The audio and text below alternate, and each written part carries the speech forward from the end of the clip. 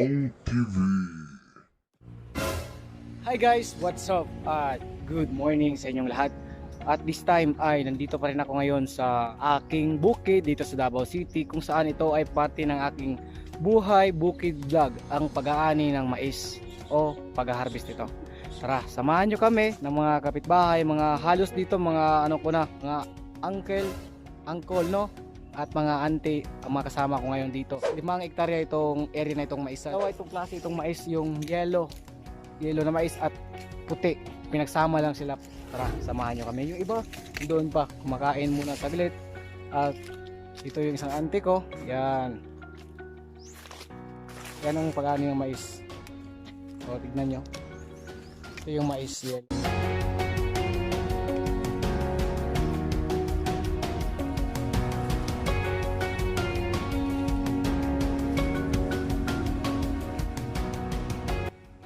Guys ay may taga sanggi dito guys sa Bisaya, sanggi, at may taga yung pag-ani ng mais, mga babae halos, at yung mga lalaki naman guys nandoon sa kabila, taga hakot at taga lagay sa sako.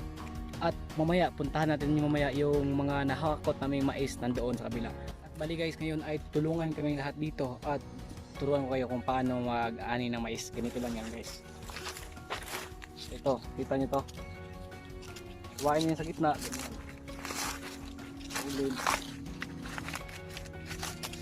Ngayon, tapos patapos na ito, wala nang bunga, tumba mo. Tapos yan,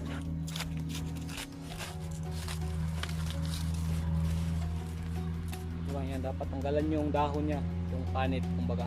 Ito na yung buo.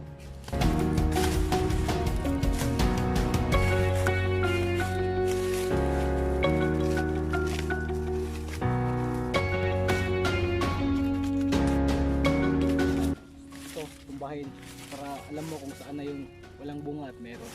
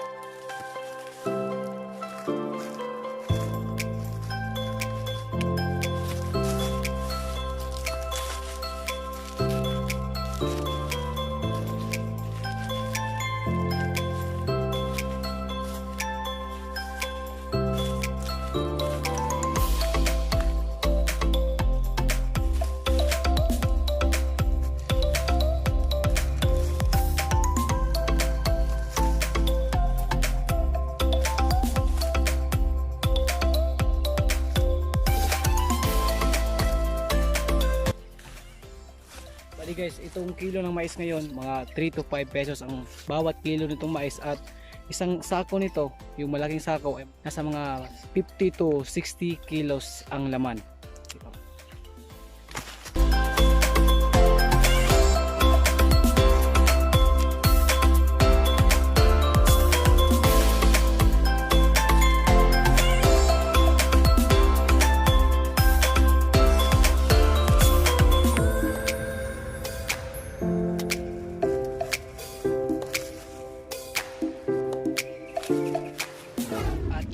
Naman guys ay puntahan ko naman yung mga taga-hakot ng mais.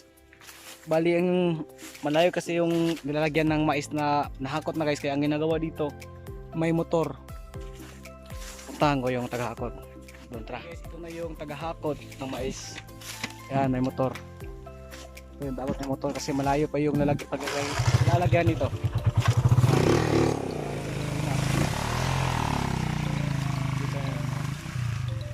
Bilisan kasi pag ganun lang bagakot. At ngayon guys ay puntahan ko naman yung mga ibang nag-aani ng mais doon sa kabila, at pagkatapos kong puntahan sila at doon naman tayo, ipapakita ko naman sa inyo yung nilalagyan namin ng mga lahat ng naaani, at doon yung iba. Tara, samahan nyo pa rin ako ngayon.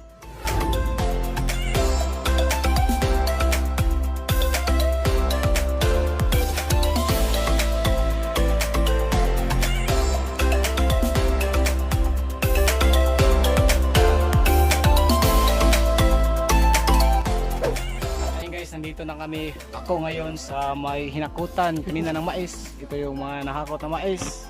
Yan. Ito yung mga kasama ko. Ayan sila. Hi! Yan. Hindi ko na yung mais tapos nilagay sa sako. Maputi na ke. Dami to guys. Ito yung mga natapos na nilagay sa sako. Ang dami pa yan. Nandun sa iba sa daanan. Doon sa iba sa daan. At malapit na silang matapos mag-harvest o mag-ano ng mais. Lagay sa ako. Mag-utol. Ayun mag-utol. Magkapatid yan, magkaibang ama sila. Tutol niya. Dukon chewy.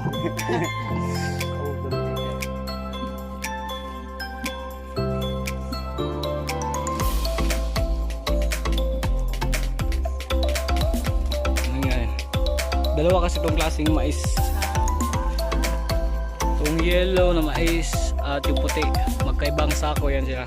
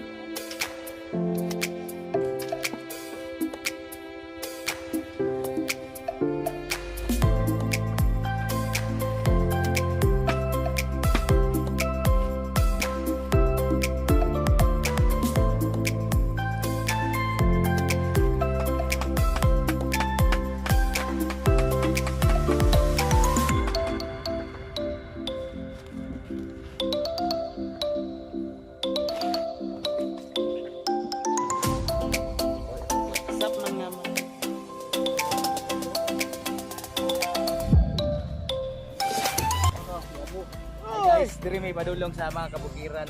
Sa padulong. Nagkuan mi nagpa-dabas ni. Gabas niya mais. Dabas ng mais. Sangkit ni mais mama kami. Pag Tagalog daw ka kay bisang sabot. Shout out dai ko sa mga kauban ako diri. Nga tabang og ang kakao. Kuan, mais. Sanggig ka ka. Bayo.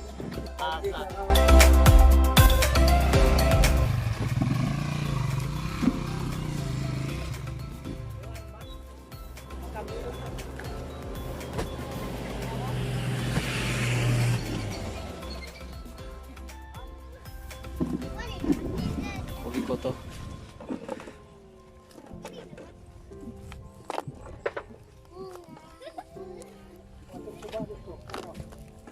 Ganyan yung pagtali guys. Yan.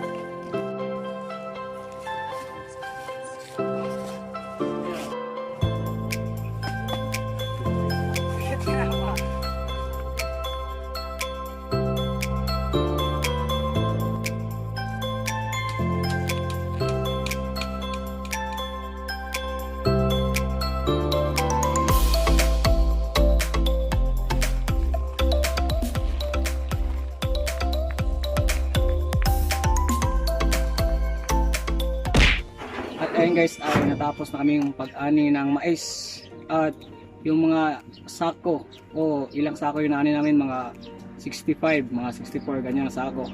Ay ngayon ay mga full day tapos yung pag-ani ng mais.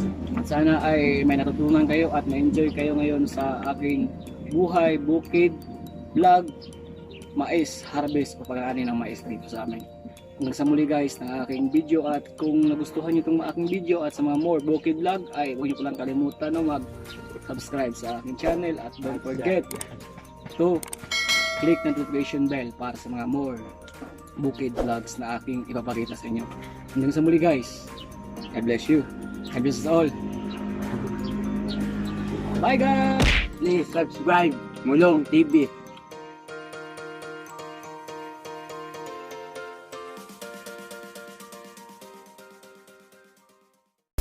Please subscribe Mulong TV. Huwag kalimutan mag-subscribe.